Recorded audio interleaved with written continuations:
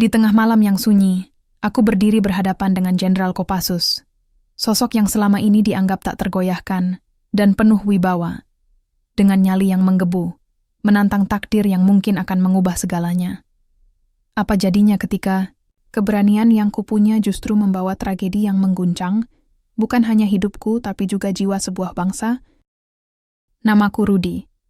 Lahir di tengah deru mesin pabrik, tumbuh di lorong-lorong sempit kota yang tak pernah benar-benar tidur. Udara di kampungku bau besi karatan dan oli bekas. Tapi di sanalah aku belajar tentang harga diri, tentang bagaimana menjadi lelaki tanpa harus memakai seragam militer atau berdiri di atas podium kekuasaan. Sejak kecil, aku tahu bahwa hidup ini tidak adil. Orang-orang sepertiku, yang makan nasi dari beras raskin dan tidur dengan suara motor malam, tidak punya tempat dalam tatanan mereka yang berdasi. Mereka menyebut kami rakyat kecil. Tapi buatku, itu hanya cara halus untuk menyebut kami sebagai beban. Dulu aku diam. Sekarang tidak lagi. Hari itu, langit mendung, seolah ikut menahan napas bersama kami. Puluhan, mungkin ratusan orang berbaris di belakangku. Kami mengenakan jaket loreng ormas, penuh tambalan, dan lambang-lambang yang sering dipandang sinis oleh orang kota. Tapi di balik itu semua, ada tekad, ada kemarahan, ada luka yang menuntut untuk disuarakan. Jangan takut, seruku dengan pengeras suara. Kita bukan penjahat, kita hanya rakyat yang muak. Orang-orang bersorak, tapi aku tahu mereka juga gelisah. Bukan karena takut pada polisi, bukan karena takut pada militer, tapi karena takut harapan mereka hanya akan jadi abu lagi. Kami berdiri di depan gerbang kantor wali kota. Di dalam sana, para pejabat duduk di ruangan ber-AC, mengabaikan suara kami. Padahal suara kami bukan sekadar tuntutan. Itu jeritan perut lapar, harga-harga yang melambung, intimidasi yang datang dari orang-orang berseragam. Seorang pria paruh baya mendekatiku. Wajahnya kusut oleh waktu. "Rudi," katanya pelan. "Apa kita nggak salah? Kita benar-benar mau lawan." "Mereka?" Aku menatap matanya. Mata yang pernah dipukul waktu, dihina oleh sistem, tapi belum mati. Kalau bukan sekarang, kapan lagi? Kalau bukan kita, siapa? Dia menunduk. Tak menjawab, tapi tetap berdiri di baris depan. Tak lama, mobil-mobil militer muncul di ujung jalan. Warnanya gelap, suara mesinnya seperti guntur yang menghantam aspal. Aku bisa merasakan detak jantungku mempercepat. Tapi aku tak boleh goyah. Tidak hari ini. Mereka turun. Seragam hijau tua, sepatu bot mengilap, ekspresi dingin seperti batu nisan. Salah satu dari mereka maju, tinggi, berotot, dengan sorot mata yang tidak mengenal ampun. "Saudara-saudara," katanya tanpa senyum. "Bubar sekarang juga. Ini perintah." Langsung dari pusat, aku melangkah maju. Jarak kami hanya beberapa meter. Kalau kami tidak mau, dia menghela napas, lalu mengangkat tangannya, memberi isyarat pada pasukannya. Beberapa orang mengangkat senjata ke atas. "Peluru karet," katanya. Tapi peluru tetap peluru. Aku tahu apa yang kulakukan setelah itu akan menjadi berita. Tapi aku tidak peduli. Aku melangkah lebih dekat dan menatap matanya lurus-lurus. "Kami tidak akan diam. Kalau kalian pikir bisa membungkam kami dengan ancaman, kalian salah." Matanya menyipit. Ada sedikit rasa hormat di situ, tapi juga kemarahan. "Rudi, kan?" katanya pelan. "Kami tahu siapa kamu. Kami tahu siapa ayahmu." Darahku mendidih. "Jangan bawa-bawa dia," desisku. "Dia bukan siapa-siapa buatku." Dia tertawa pelan. "Sayang sekali. Seharusnya kau tahu batasmu." Aku mengepalkan tangan. "Batas? Sejak kapan rakyat boleh punya batas?" Tiba-tiba, keributan pecah di belakang. Salah satu pemuda kami ditarik. Teriakan menggema. Aku menoleh, dan saat itulah segalanya jadi kabur. Suara tembakan ke udara, jeritan, orang berlarian. Dan aku berlari menuju pemuda itu. Tapi dua tentara menghalangiku. Salah satunya mendorongku jatuh ke aspal. Suara, retak di bahuku membuatku menggigit bibir menahan nyeri. Di tengah kekacauan itu, aku bangkit. Tubuhku gemetar, tapi bukan karena takut. Karena marah, karena kecewa. Aku mengambil pengeras suara dan berteriak sekeras-kerasnya. Kalian mau perang? Aku siap. Semua orang terdiam. Bahkan suara sirene terasa tenggelam dalam keheningan yang menggantung. Aku menatap sang komandan yang masih berdiri di depan. Aku menantangmu, kataku keras. Langsung, 1 lawan 1, kau dan aku. Beberapa orang tertawa tak percaya. Tapi aku serius. Dan matanya, aku bisa lihat dia mempertimbangkan. Kau tahu siapa aku? Tanyanya tenang. Kau Jenderal Kopassus, simbol ketakutan. Tapi buatku, kau hanya manusia. Mulutnya menyeringai. Kau berani mati, anak muda. Aku mendekat 1 langkah. Yang kutakuti bukan mati. Yang kutakuti adalah diam. Dia menatapku beberapa detik. Lalu berkata dingin. Tantangan diterima. Dan sejak hari itu, hidupku tidak pernah sama lagi. Hari itu datang dengan langit yang cerah, seolah alam sendiri ikut merayakan babak baru yang tengah kami mulai. Aku berdiri di depan ribuan orang yang berkumpul di lapangan kota, wajah-wajah penuh harap dan penasaran menatap ke arah panggung yang kami siapkan untuk dialog perdamaian. Ini bukan sekadar acara biasa. Ini adalah momentum yang kami nanti-nantikan setelah segala luka, ketakutan, dan perjuangan. Aku menatap sekeliling, melihat berbagai wajah. Ada anggota GRIB, tentara yang dulu kulihat sebagai musuh, para tokoh masyarakat, serta keluarga yang turut merasakan dampak kerusuhan. Semua berkumpul di sini, bukan untuk berkonflik, tapi untuk membuka hati dan pikiran. Dalam dadaku, perasaan campur aduk. Ada lega, haru, tapi juga tanggung jawab besar yang menekan. Aku mengingat kembali perjalanan panjang yang kujalani, dari tantangan berani menghadapi Jenderal Kopassus, hingga momen mengungkap siapa aku sebenarnya. Anak seorang jenderal yang mencoba membuktikan diri tanpa menjadi bayang-bayang masa lalu. Panggung itu menjadi saksi perjuangan kami, saksi betapa kerasnya kami berusaha menyatukan kembali fragmen-fragmen bangsa yang hampir pecah. Aku menarik napas dalam-dalam dan mulai berbicara dengan suara yang kuat, tapi penuh ketulusan. Saudara-saudara, hari ini kita tidak datang sebagai lawan, tapi sebagai saudara yang ingin membangun masa depan bersama. Kita tahu, jalan yang kita lalui tidak mudah. Ada luka yang belum sembuh, ada ketakutan yang masih menghantui. Tapi aku yakin, selama kita mau membuka hati, kita bisa melewati semua itu. Sorak-sorai dan tepuk tangan menggema. Aku menatap ke arah Jenderal Kopassus yang berdiri di sampingku, dan melihat senyum tulus dari pria yang selama ini menjadi lawan sekaligus guru. Perdamaian bukan hanya sebuah kata, lanjutku, melainkan sebuah tindakan nyata yang harus kita jalani bersama. Dari dialog ini, dari pertemuan ini, mari kita mulai menulis babak baru yang penuh dengan pengertian dan harapan. Dialog pun dimulai. Aku dan Jenderal Kopassus bergantian mendengarkan suara dari masyarakat. Ada yang berbicara tentang kehilangan, tentang harapan, tentang ketidakadilan yang selama ini tersembunyi di balik kebisingan politik dan kekuasaan. Aku mendengar, aku menangis, aku merasa berat sekaligus ringan. Karena disinilah awal dari penyembuhan. Seno duduk di sampingku, sesekali mencatat dan mengingatkan aku untuk tetap fokus. Lia, jurnalis yang setia mengikuti kisahku, mengabadikan setiap momen dengan kamera dan catatan. Suara-suara itu, kata-kata mereka, adalah bahan bakar bagi perjuangan kami. Namun, perjalanan ini bukan tanpa hambatan. Di sela-sela dialog, ada kelompok yang mencoba memprovokasi, membakar semangat lama yang hampir padam. Aku harus menenangkan suasana, mengingatkan semua bahwa kami di sini untuk menyatukan, bukan memecah. Di satu titik, seorang pemuda berdiri, suaranya gemetar tapi penuh semangat. Aku dulu benci militer. Aku kehilangan kakakku dalam konflik yang tak pernah selesai. Tapi hari ini aku melihat ada harapan. Aku ingin percaya kita bisa berubah. Mendengar itu, aku teringat betapa pentingnya memberikan ruang bagi semua orang untuk berbicara, untuk didengar. Hari itu berlangsung hingga malam.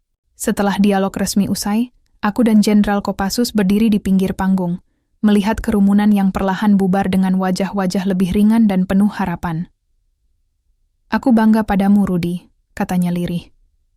"Kau telah melewati banyak hal, dan kau membuktikan bahwa keberanian bukan soal kekuatan, tapi hati." Aku tersenyum, merasakan beban yang selama ini kupikul mulai terangkat. "Terima kasih, Jenderal. Aku belajar bahwa menjadi kuat berarti juga berani membuka diri." Malam itu, aku pulang ke rumah dengan perasaan damai yang jarang kurasakan. Ibuku menyambutku dengan pelukan hangat, dan aku tahu kami semua mulai menata kembali hidup yang sempat retak. Dalam beberapa minggu berikutnya, forum perdamaian itu terus berjalan. Masing-masing pihak berkomitmen menjaga apa yang telah kami mulai. Aku melihat perubahan perlahan tapi pasti. Ketegangan mereda, dialog menggantikan kekerasan, dan harapan tumbuh di hati banyak orang. Namun, aku juga sadar, perjuangan ini tidak akan pernah selesai dalam semalam. Ada luka yang perlu waktu untuk sembuh, ada dendam yang harus dilunakkan dengan kesabaran dan cinta.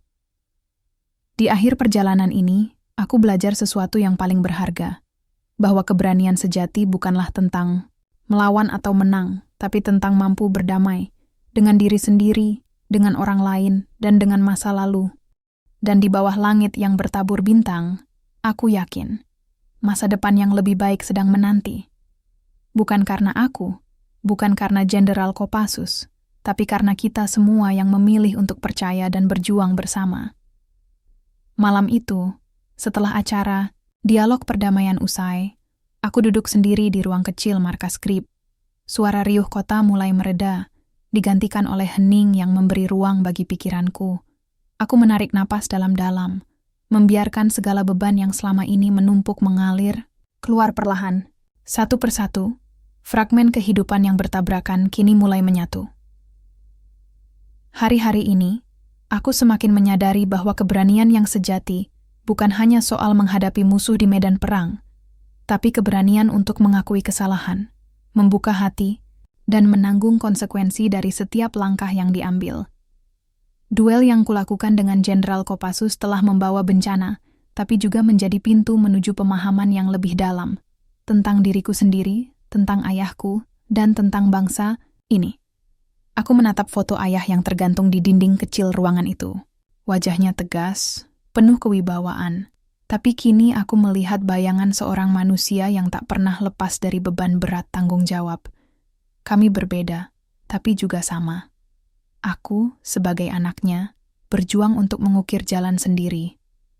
Dia, sebagai jenderal, berjuang untuk mempertahankan kehormatan dan kedamaian yang selama ini menjadi tugasnya. Sore itu, aku menerima pesan dari ayah, sebuah undangan untuk bertemu secara pribadi di sebuah taman kota yang dulu sering kami kunjungi saat aku masih kecil. Aku tahu, ini bukan sekadar pertemuan biasa. Ini adalah saat yang menentukan bagi hubungan kami yang selama ini rumit. Di bawah rindangnya pohon-pohon besar, aku menunggu dengan gugup. Ketika dia datang, wajahnya terlihat lelah tapi tenang. Kami duduk bersebelahan di bangku taman, membiarkan angin sore menghapus sisa ketegangan. "Aku bangga padamu, Rudy," katanya pelan. "Bukan karena duel yang kau menangkan, tapi karena keberanianmu memilih jalan yang berbeda. Jalan yang penuh risiko, tapi juga penuh harapan." Aku tersenyum, hati hangat. "Terima kasih, Ayah. Aku ingin kita bisa melangkah bersama, bukan lagi sebagai bayang-bayang yang saling menakut-nakuti, tapi sebagai dua manusia yang saling mendukung." Kami berbicara panjang tentang masa lalu, tentang kesalahan yang pernah dibuat, dan tentang impian yang ingin kami raih untuk masa depan. Di sana, di bawah langit yang mulai gelap, kami menata ulang hubungan yang dulu retak. Aku merasakan sebuah kedamaian yang tak tergantikan, sebuah awal baru. Beberapa minggu kemudian, forum perdamaian yang kami gagas mulai menunjukkan hasil nyata. Masyarakat mulai aktif berpartisipasi, militer membuka diri lebih luas, dan pihak-pihak yang dulu saling mencurigai kini mulai berbicara dengan penuh rasa hormat. Aku melihat senyum di wajah para ibu yang dulu takut kehilangan anak-anak mereka, dan aku merasakan harapan yang tumbuh di hati pemuda-pemuda yang dulu terjebak dalam kemarahan. Suatu hari, aku berdiri di depan kelas sekolah dasar, berbicara kepada anak-anak tentang arti keberanian dan perdamaian. Mata-mata mereka penuh rasa ingin tahu dan semangat. Keberanian bukan hanya soal berani melawan, tapi juga berani berdamai, kataku. Kita semua bisa membuat perubahan, mulai dari hal kecil, seperti saling menghargai, mendengarkan, dan membantu sesama. Saat itu, aku tahu bahwa warisan terbesar yang bisa kutinggalkan bukanlah kemenangan dalam duel atau kekuatan organisasi, melainkan pesan perdamaian yang bisa menyentuh hati generasi penerus. Perjalanan ini mengajarkanku bahwa, meski bayangan masa lalu kadang datang menghantui, kita selalu punya pilihan untuk menyalakan cahaya dan menuntun diri kita ke jalan yang lebih terang. Di ujung jalan itu, aku berdiri tegak, penuh keyakinan bahwa masa depan yang damai bukan hanya mimpi, tapi tujuan yang bisa kita capai bersama. Suara. Langkah kami menyatu dengan deru kota yang mulai gerah. Asap knalpot, debu jalanan, dan teriakan pedagang kaki lima jadi latar belakang pergerakan kami pagi itu. Sekilas, semua tampak seperti demo biasa. Tapi yang tak terlihat, yang tak bisa ditangkap oleh kamera-kamera media atau drone intel adalah bara yang menyala di dada tiap orang di barisan kami. Bara yang tak bisa lagi dipadamkan dengan janji kosong atau senyum pura-pura dari para pejabat. Sejak hari aku menantang Jenderal Kopassus, segalanya berubah. GRIP bukan lagi ormas yang dianggap sebagai bayangan liar pinggir kota.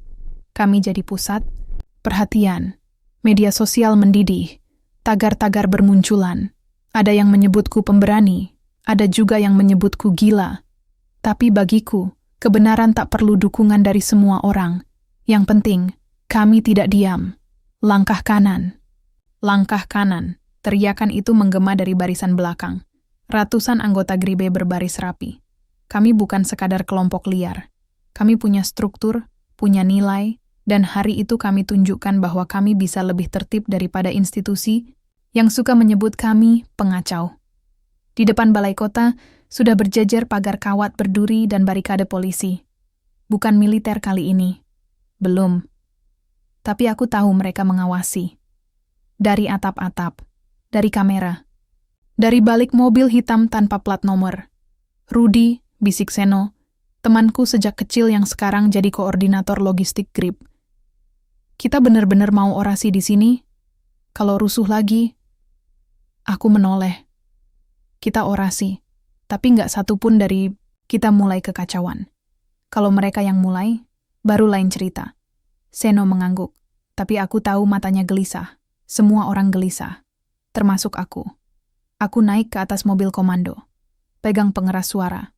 Semua pandangan mengarah padaku. Aku lihat wajah-wajah penuh keringat dan harapan. Wajah para tukang ojek, buruh cuci, mantan preman yang disapu oleh proyek revitalisasi kota. Mereka semua bukan tokoh utama di cerita negeri ini. Tapi hari itu, merekalah porosnya. Saudara-saudaraku, suaraku menggema. Aku tahu kita lelah, kita sudah terlalu lama diinjak. Harga naik, gaji tak cukup, tanah digusur, anak ditangkap karena protes. Kita ini siapa, sampai dianggap tidak pantas bersuara? Sorak-sorai meledak. Sebagian mengangkat tangan, sebagian meneteskan air mata. Kita bukan musuh negara ini, kita bagian dari negeri ini. Jangan biarkan siapapun, bahkan mereka yang berseragam, memperlakukan kita seolah kita hama. Tiba-tiba, seseorang melempar batu dari arah yang tak jelas. Kaca kantor balai kota pecah. Polisi langsung bergerak. Barisan mereka merapat. Sebagian mulai siapkan tameng dan gas air mata. Aku segera turun dan teriak, "Hentikan! Jangan terpancing! Terlambat!" Batu berikutnya datang. Kali ini dari arah belakang kami sendiri. Provokator. Aku tahu betul, ini bukan dari kami. Ini bukan dari GRIP. Mereka menyusup. Mereka ingin rusuh, karena mereka tahu, kekacauan akan membuat kami tampak seperti binatang. Gas air mata ditembakkan. Suara ledakan kecil terdengar dari depan, beberapa kawan terbatuk. Sebagian mundur panik, tapi aku tetap berdiri. Tak bergerak, semuanya tenang. Duduk, teriakku. Entah bagaimana mereka menurut. Perlahan, satu persatu, ratusan anggota GRIB duduk di tengah jalan, di depan barikade. Dengan mata merah dan dada sesak, mereka duduk. Dan itulah momen ketika jalanan jadi sunyi. Hanya napas berat dan suara lontaran gas yang mulai mereda. Aku angkat tangan, lalu menatap barisan polisi. Kami tidak akan melawan, kataku keras. Karena kami tahu kalian juga manusia. Kalian juga punya keluarga. Jangan biarkan senjata di tangan kalian lebih keras dari hati kalian. Beberapa polisi menunduk. Salah satunya petugas muda yang berdiri di ujung, bahkan tampak menahan tangis. Lalu aku berbalik pada massa. Lihat bagaimana damai bisa bicara lebih keras daripada peluru. Dari balik layar ponsel video itu tersebar. Rudy dan GRIB duduk demi damai. Begitu tulis salah satu headline keesokan harinya. Tapi aku tahu, ini baru permulaan. Malam harinya, aku dipanggil ke sebuah tempat rahasia. Bukan rumah, bukan markas, tapi gudang tua yang jadi tempat kami rapat darurat kalau situasi genting. Hanya ada aku, Seno, dan 2 orang yang tak seharusnya berada di situ. 2 perwira militer muda yang diam-diam ingin bicara. Mereka menyamar, tak bawa atribut. Tapi jelas dari sikap dan cara bicara, mereka dididik di tempat yang sama seperti ayahku dulu. Kami datang bukan mewakili institusi. Kata yang lebih tinggi, perwira bernama Arya. Tapi kami ingin tahu, kenapa kau menantang, Jenderal? Aku tersenyum tipis. Bukan sekadar untuk GRIB, tapi untuk rakyat yang kalian lindungi hanya dari atas. Dia tidak akan mudah menyerah, timpal yang satu lagi. Jenderalmu itu... Bukan jenderalku, potongku dingin. Dia jenderal untuk mereka, bukan untukku. Arya menatapku lama. Kau tahu, dia sangat berbeda dari apa yang orang pikirkan. Kau pikir kau sedang lawan monster, Rudy. Tapi kadang monster itu justru ada di belakangmu. Aku terdiam. Apa maksudmu? Dia tidak jawab, hanya menyerahkan selembar foto. Lusuh. Hitam putih. Ayahku berdiri di samping jenderal itu. Tersenyum. Bersahabat. Dulu mereka kawan. Tapi kau harus tahu, pengkhianatan terbesar datang dari orang yang paling kau percaya. Tanganku bergetar saat menerima foto itu. Hatiku mendadak berat. Aku kenal foto itu. Aku pernah lihat di lemari tua ibu. Tapi aku tak pernah tahu siapa pria di sebelah ayahku. Dan malam itu, aku mulai sadar. Pertarunganku mungkin lebih dalam dari yang kubayangkan.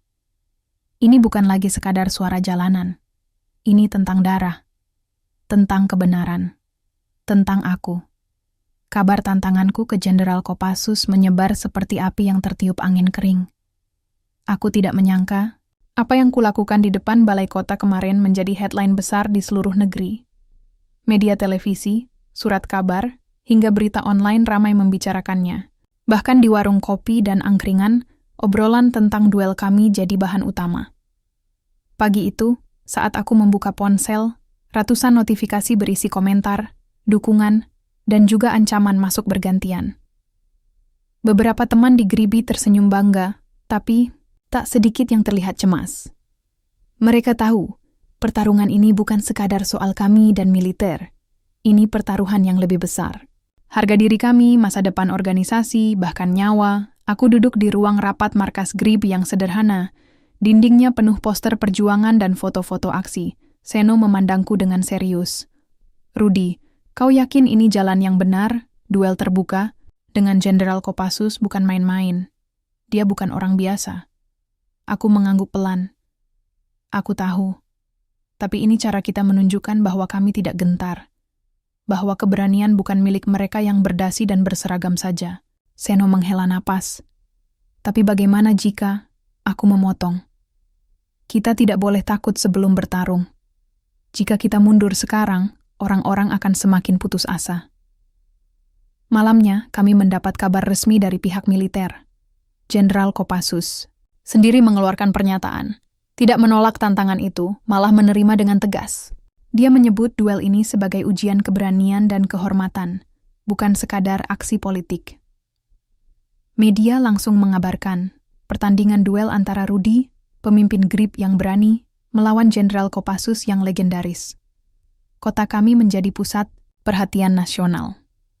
Di balik sorotan itu, aku merasakan tekanan yang berat. Ada sesuatu yang mengganjal di hatiku. Seseorang yang lama kusembunyikan mulai muncul dari bayang-bayang masa lalu.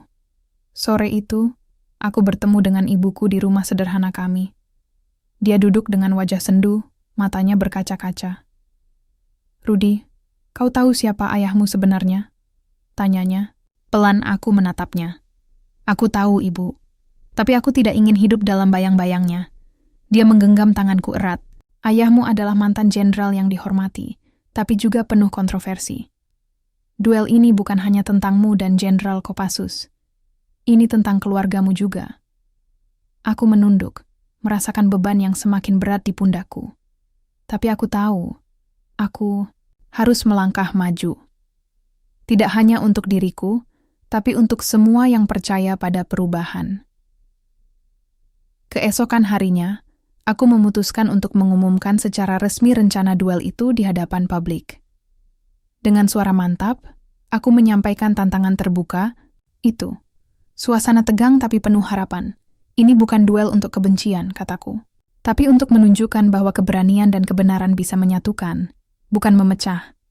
Kota kami terbelah antara yang mendukung dan yang meragukan. Tapi aku siap menghadapi semuanya. Duel kami akan menjadi babak baru dalam sejarah. Tidak hanya bagi GRIB, tapi juga bagi seluruh rakyat yang menunggu perubahan sejati." Dari jauh, aku menatap gedung tua di ujung jalan, tempat di mana segalanya dimulai. Rumah yang dulu pernah menjadi saksi bisu masa kecilku, tawa yang hilang, dan rahasia yang terkubur dalam-dalam. Seperti bayang-bayang yang tak pernah lepas, masa lalu itu selalu menyelip di setiap langkahku, terutama saat aku berdiri di ambang tantangan besar ini. Hari itu, aku memutuskan untuk kembali ke rumah lama itu. Bukan untuk mencari kenyamanan, tapi untuk menghadapi apa yang selama ini kusembunyikan dari diriku sendiri dan dari dunia. Ibuku sudah menungguku di ruang tamu. Matanya yang dulu cerah kini tampak lelah, tapi penuh keteguhan. Ia membuka sebuah kotak kayu kecil dan mengeluarkan sejumlah foto serta surat-surat tua. Di sana, ada potret ayahku, seorang jenderal yang dulu sangat disegani, tapi juga menjadi kontroversi di kalangan militer. "Ayahmu," katanya pelan, "adalah lelaki yang penuh dengan dilema. Dia bukan pahlawan sempurna yang kau bayangkan, tapi dia juga bukan monster yang orang lain ceritakan." Aku mengamati foto itu dengan mata berkaca-kaca. Wajah ayahku tampak tegas, tapi ada kesedihan tersembunyi di balik tatapan matanya. "Kenapa kau menyembunyikan semua ini dariku?" tanyaku dengan suara bergetar. Ibuku menarik napas dalam-dalam. "Aku ingin kau menjadi dirimu sendiri, tanpa beban masa lalu. Tapi sekarang, saat kau menantang Jenderal Kopassus, kau harus tahu kebenaran. Ayahmu dan jenderal itu pernah bersahabat, tetapi persahabatan itu runtuh karena intrik dan pengkhianatan." Aku menunduk merasakan darahku berdesir. Segala keraguan dan kemarahan bercampur menjadi satu. Perjuanganku bukan hanya tentang keberanian atau kehormatan organisasi, tapi juga tentang membuktikan siapa aku sebenarnya, terlepas dari bayang-bayang ayah. Malam itu, aku duduk di meja kerja, menatap wajahku di cermin. Apakah aku siap menghadapi masa lalu demi masa depan? Apakah aku mampu memisahkan diriku dari sosok yang selama ini menjadi bebanku? Satu hal yang pasti, aku tak akan mundur. Udara pagi menyapa dengan dingin yang menusuk tulang, tetapi di dalam dadaku, api yang membara tak pernah padam. Aku berjalan menyusuri ganggang sempit kota, tempat yang dulu kulupakan, tapi kini menjadi saksi bisu perjuanganku. Setiap langkah membawa beban sekaligus harapan. Duel itu semakin dekat. Setiap detik yang berlalu menambah tekanan yang terasa, seperti gunung di pundakku. Di markas GRIB, suasana mulai berubah. Dari kelompok yang penuh semangat, kini muncul kegelisahan yang sulit disembunyikan. Anggota saling bertukar pandang. Beberapa mencoba menyembunyikan rasa takut. Yang lain mencoba memancarkan keyakinan demi menjaga semangat kami tetap hidup. Seno mendekatiku dengan wajah serius. Rudi, kita harus bicara. Aku mengangguk, mengikutinya ke ruangan kecil di belakang. Ia menutup pintu rapat-rapat. Ada kabar dari intel militer. Mereka tahu lokasi latihan kita. Bisa jadi mereka akan mencoba mengganggu. Aku menghela napas. Ancaman tak pernah berhenti, tapi ini berbeda. Ini bukan sekadar ancaman dari luar. Ini perang pikiran yang mulai memengaruhi kita semua. Apakah kau takut, Seno? Tanyaku lirih. Dia tersenyum pahit. Bukan takut, tapi khawatir. Untukmu, untuk kami semua. Aku menatapnya lama. Aku sendiri juga punya rasa takut yang sama. Takut gagal. Takut mengecewakan mereka yang percaya padaku. Tapi aku tahu, mundur bukan pilihan. Hari-hari berikutnya diisi dengan persiapan intensif. Latihan fisik, strategi, hingga mental kami diasah tanpa henti.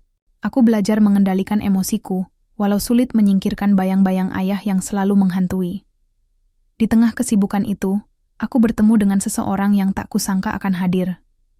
Lia, seorang jurnalis muda yang ingin menggali kisahku lebih dalam. Dia datang bukan untuk mencari sensasi, tapi untuk memahami. Dalam sebuah wawancara di sudut kafe kecil, aku membuka sebagian ceritaku. Tentang masa lalu, tentang perjuangan, dan tentang harapan yang kupunya.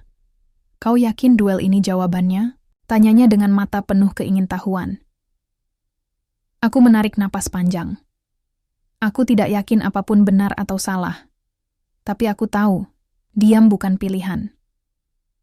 Wawancara itu tersebar cepat, membuat kisahku jadi lebih manusiawi. Bukan lagi sekadar berita headline, tapi cerita seorang lelaki yang berjuang demi sesuatu yang lebih besar dari dirinya sendiri. Namun, di balik itu semua, tekanan semakin berat. Aku mulai merasakan ada mata-mata di sekitar kami. Setiap langkah dipantau, setiap gerak-gerik dicatat. Satu malam, aku mendapat pesan anonim di ponsel. Hentikan duel ini atau kau akan menyesal seumur hidup. Aku menatap layar ponsel dengan tangan bergetar. Pesan itu bukan sekadar ancaman kosong. Itu peringatan dari dunia yang tak bisa kupahami sepenuhnya. Namun, aku berdiri tegak. Jika harus memilih antara takut dan berani, aku pilih berani. Malam itu, aku duduk termenung, menatap langit gelap. Di sana, bintang-bintang tampak kecil tapi tetap bersinar. Aku tahu, pertarungan sesungguhnya belum dimulai, dan aku harus siap menghadapi apapun yang menanti. Langit sore kelabu seolah ikut menanggung beban yang kami rasakan. Debur angin membawa aroma keringat dan ketegangan. Hari yang telah lama kami nantikan akhirnya tiba. Di sebuah lapangan terbuka, yang dikelilingi oleh pagar besi tinggi, ribuan pasang mata menatap kami dengan penuh antisipasi. Media dari segala penjuru negeri telah hadir, menjadikan duel ini bukan sekadar pertarungan antara aku dan Jenderal Kopassus, tapi simbol pergulatan yang lebih besar, antara keberanian dan kekuasaan, antara masa lalu dan masa depan. Aku mengenakan pakaian serba hitam, baju yang sudah penuh bekas latihan keras. Napasku berat, namun hatiku berdebar lebih kencang dari biasanya. Aku tahu, tidak ada ruang untuk ragu. Di seberang, Jenderal Kopassus berdiri tegak dengan wajah dingin dan tatapan penuh kewaspadaan. Dia sosok yang kukagumi, sekaligus kutakuti. Dalam diam, aku mencoba menangkap isyarat dari matanya. Ada sesuatu yang lebih dari sekadar lawan yang harus kuhadapi. Rudi, suara pengawas duel terdengar di pengeras suara. Hari ini kalian akan bertarung bukan hanya dengan kekuatan fisik, tapi juga dengan jiwa dan hati. Sorak-sorai menggelegar, tapi aku merasakan ketenangan aneh mengalir dalam diriku. Ini lebih dari sekadar duel. Ini ujian. Ketika aba-aba dimulai, kami bergerak. Gerakan cepat, refleks yang diasah bertahun-tahun. Serangan dan pertahanan, semuanya terjadi dalam hitungan detik. Keringat bercucuran, otot-otot tegang. Dalam pertarungan itu, aku melihat bayang-bayang ayahku, sosok yang dulu kuragukan dan sekaligus kuinginkan untuk aku lampaui. Aku bertarung bukan hanya untuk diri sendiri, tapi untuk membuktikan bahwa aku mampu mengatasi warisan yang membebani. Di tengah pertarungan, Jenderal Kopassus tiba-tiba menghentikan gerakannya dan berkata, "Rudy, kau lebih dari sekadar anak seorang jenderal. Kau punya nyali dan hati yang besar." Kalimat itu mengejutkanku. Sebuah pengakuan dari lawan yang selama ini kukira hanya musuh. Namun, di balik itu semua, ketegangan makin memuncak. Tiba-tiba, kerumunan mulai ricuh. Suara teriakan memecah fokus. Ada yang berusaha masuk ke arena, ada yang mulai melempar batu. Aku sadar, duel ini bukan lagi soal kami. Ini soal seluruh masyarakat yang terbelah, yang selama ini merindukan perubahan, tapi juga takut akan kekacauan. Dalam sekejap, aku terjatuh. Luka di tangan dan lutut terasa panas, tapi aku tetap bangkit. Kita harus hentikan ini. Teriakku, mencoba menguasai situasi. Namun, kerusuhan semakin parah. Polisi dan militer mulai turun tangan. Suara siren yang menggema. Teriakan amarah dan ketakutan bercampur menjadi satu. Aku menatap Jenderal Kopassus, yang kini juga tampak gelisah. Apa yang telah kita mulai? Bisikku dalam hati. Bab 6 ini menandai puncak ketegangan dan konflik. Jika kamu ingin, aku siap. Lanjutkan ke bab 7 yang akan mengungkap dampak dari duel ini serta plot twist yang kamu inginkan. Mau aku teruskan bab Point 1 mini kegaduhan yang terjadi di arena duel berubah menjadi mimpi buruk nyata. Suara bentrokan, teriakan, dan sirene saling bertumpuk membuat suasana semakin kacau. Aku terjatuh dengan luka yang mulai mengeluarkan darah segar, tapi yang lebih menyakitkan adalah luka dalam yang tiba-tiba terbuka. Rahasia yang selama ini kusembunyikan. Dalam keributan itu, aku melihat Jenderal Kopassus berdiri beberapa meter dariku. Wajahnya tampak serius, tapi ada keraguan yang jelas terpancar. Dia bukan lagi lawan yang kukenal dari kabar dan cerita. Ada sisi manusiawi yang tersembunyi di balik topeng kekuatan itu. Sementara itu, tiba-tiba seorang pria tua muncul dari kerumunan. Matanya menatap tajam ke arahku. Aku mengenali sosok itu dengan perlahan. Hati berdetak kencang. "Rudy," suara pria itu berat. "Kita harus bicara. Sekarang, aku tak punya pilihan selain mengikuti dia ke sebuah sudut yang lebih sepi, jauh dari kerusuhan." "Siapa kau?" tanyaku, suara penuh curiga. Dia menarik napas panjang. "Aku ayahmu." Kata-kata itu menghentakkan jantungku. Pria di depanku bukan sekadar seorang pria tua biasa. Dia adalah mantan jenderal yang selama ini menjadi bayang-bayang dalam hidupku. "Aku tahu apa yang kau lakukan, dan aku tahu risiko yang kau hadapi," lanjutnya. "Tapi kau harus mengerti, duel ini bukan hanya tentang keberanianmu. Ini juga tentang hubungan rapuh antara militer dan masyarakat. Jika kau teruskan, bukan hanya nyawamu yang terancam, tapi perdamaian kita." Aku terdiam, segala kemarahan dan kebingungan bercampur jadi satu. Selama ini aku berjuang sendiri, melawan bayang-bayang ayah yang kutakuti. Tapi sekarang, dia hadir di hadapanku, membawa kebenaran yang sulit diterima. "Ayah, aku ingin membuktikan bahwa aku lebih dari sekadar anak seorang jenderal. Aku ingin membuktikan bahwa aku bisa mengubah segalanya." Suaraku bergetar. Dia mengangguk pelan. "Itu yang kubanggakan darimu, Rudy. Tapi ingat, keberanian bukan hanya tentang berani bertarung, tapi juga berani berdamai." Kembali ke arena, kerusuhan makin meluas. Polisi dan militer semakin sulit mengendalikan massa. Aku tahu, jika ini terus berlanjut, akan banyak korban yang jatuh. Dengan suara serak, aku mengangkat tangan, berusaha menarik perhatian semua yang hadir. "Hentikan pertikaian ini," teriakku. Aku tahu, banyak dari kalian yang terluka dan marah. Tapi kekerasan bukan jawabannya.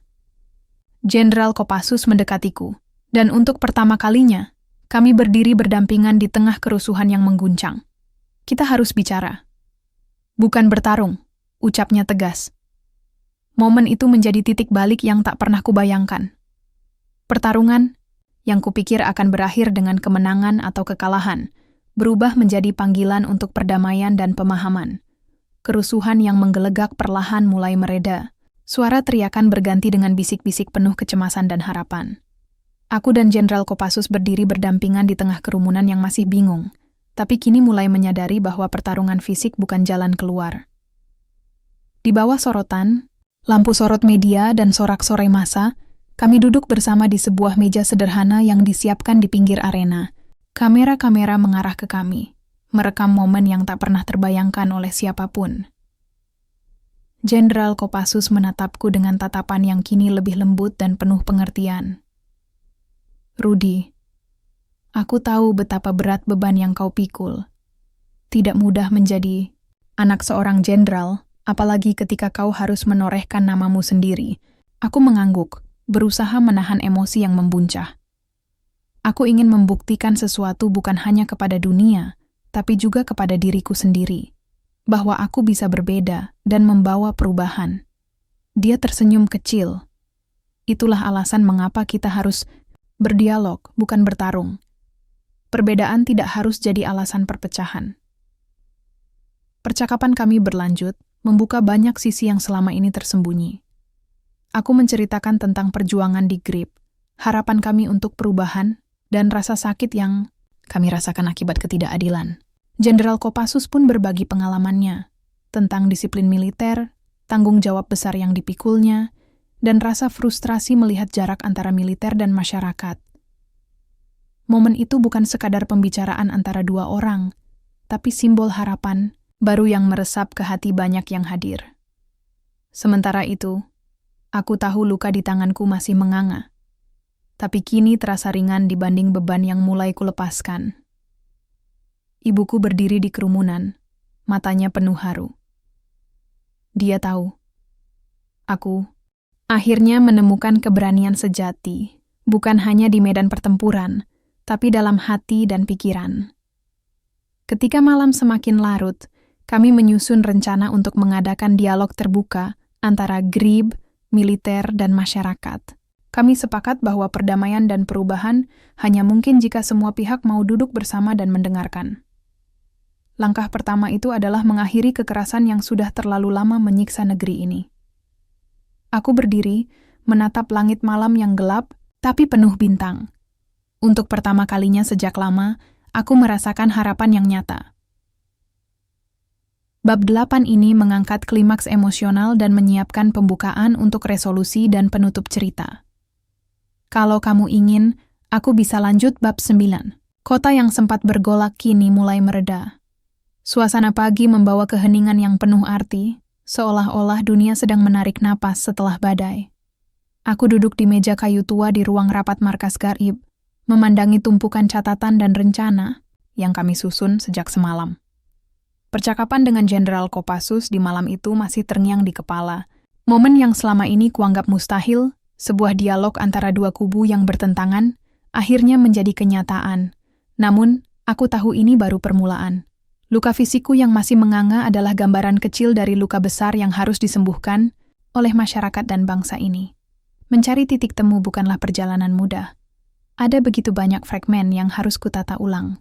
Harapan, ketakutan, dendam, dan keinginan untuk berubah. Aku teringat pada kata-kata ayah yang dulu hanya kudengar sekilas. Keberanian terbesar adalah ketika kau mampu meletakkan senjatamu dan membuka hati.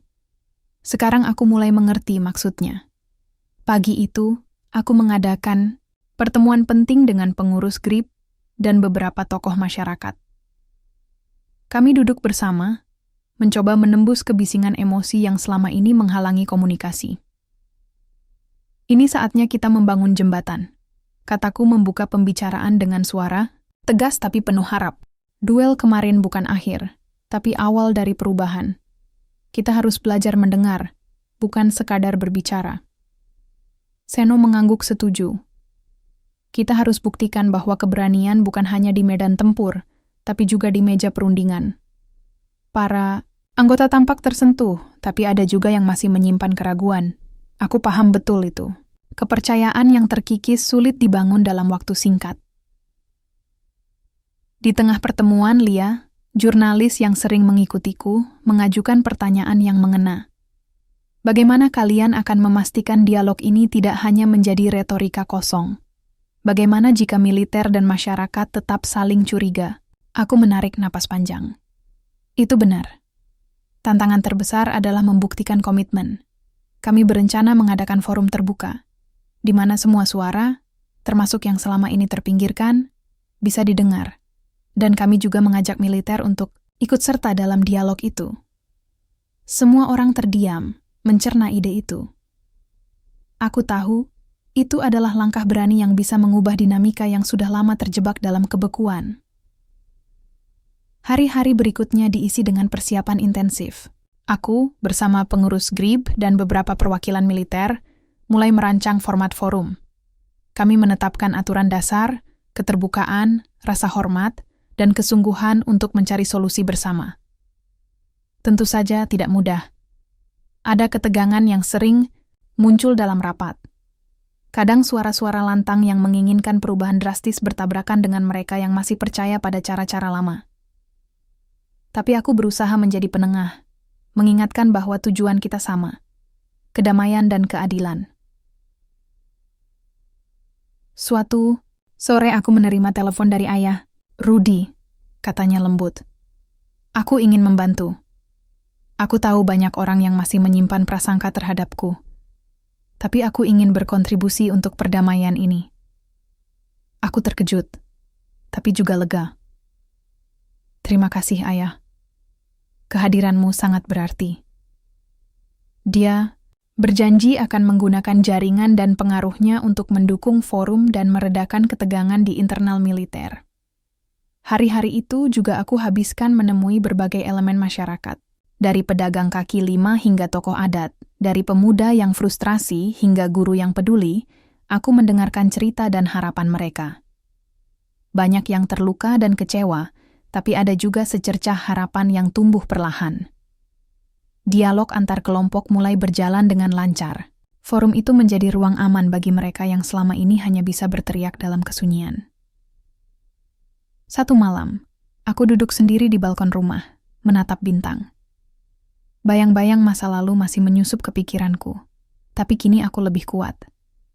Aku tahu, keberanian sejati bukan hanya soal bertarung, tapi juga soal berdamai dengan diri sendiri dan orang lain. Malam itu aku menulis surat untuk anggota GRIB dan masyarakat luas. Sebuah pesan yang kuharap bisa menyatukan semua hati yang terpecah.